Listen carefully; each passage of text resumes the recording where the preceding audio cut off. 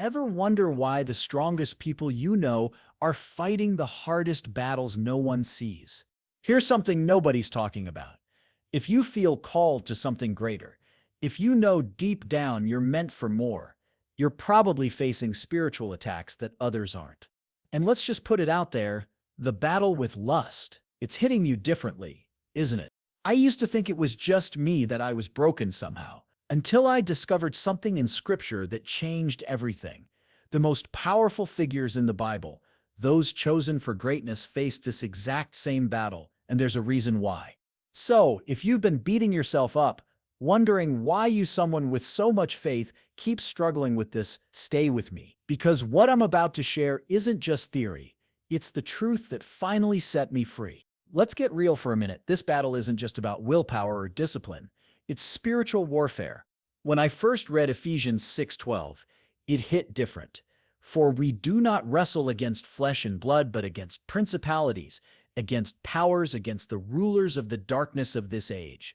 Think about it. The enemy isn't random with his attacks. He's strategic. David, a man after God's own heart, fell to lust and it nearly destroyed his legacy. Samson, literally the strongest man alive, was brought down not by an army, but by desire. And here's what changed everything for me. These weren't weak men. They were targeted men. I remember sitting in my room at 2 a.m., feeling like such a failure. I'd been leading worship that weekend, praying for others, seeing God move, then found myself falling into the same trap again that night. I kept thinking, what's wrong with me? How can I be used by God one minute and fail him the next? That's when I realized it's not random. The more light you carry, the more darkness wants to snuff it out. Let me break down the 5 reasons why those called to greatness face this battle differently. And I promise, number 4 changed everything for me. Number 1, your spiritual sensitivity is both gift and target. Imagine having a special radio that picks up frequencies others can't hear. Amazing, right? But that same ability means you're also picking up static and interference others don't have to deal with. That's what it's like when you're spiritually sensitive.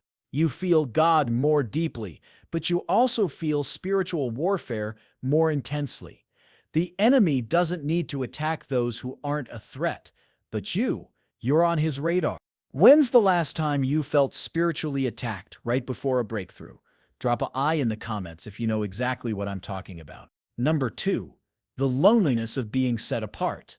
Here's something they don't tell you about being chosen. It can be incredibly lonely. Not everyone understands your calling. Not everyone gets why you can't just do what everyone else is doing. So you walk this path that feels separate, different, sometimes even isolated. Even Jesus had to withdraw to lonely places to pray. Being set apart literally means being apart. I remember turning down invitations, saying no to things that weren't even bad, just because I knew they weren't for me. And in those quiet Friday nights alone, that's when temptation would hit hardest. The enemy loves to attack when no one's watching, when there's no accountability, when you feel like no one would understand anyway. But I discovered something that changed everything about this loneliness, and I'll share that in just a few minutes. Number 3, the weight of responsibility increases the pressure. When you're carrying something significant, when people look to you for strength, for answers, for leadership, that weight gets heavy. Imagine carrying a heavy backpack uphill. The higher you climb, the heavier it feels, and the more you want to just set it down for a minute. That's what happens with many chosen ones. The pressure builds and builds, and the enemy whispers, just take a break. No one will know. You deserve some relief. Let me be crystal clear. The enemy doesn't tempt you because you're weak. He tempts you because you're dangerous to his plans. Think about it. If you weren't meant for something significant, why would he work so hard to derail you? Number 4, unhealed wounds create hidden vulnerabilities. This is the one that changed everything for me. Many of us carrying callings also carry wounds. Rejection, abandonment, words spoken over us that cut deep, trauma we've never fully processed. I discovered my own struggle wasn't just about lust, it was about feeling unseen. Every time I felt overlooked or unappreciated in my calling, I'd find myself vulnerable to temptation that offered the false promise of being wanted. The enemy studies you. He knows which old wounds to poke when he wants you to fall. For some of you, it's not even about desire. It's about control. When life feels chaotic, when your calling seems too big, this becomes the one thing you can control in secret. But here's the beautiful truth. When you heal the wound, the symptom often disappears with it. Number 5. Even the strongest spirit lives in human flesh. Jesus himself said it.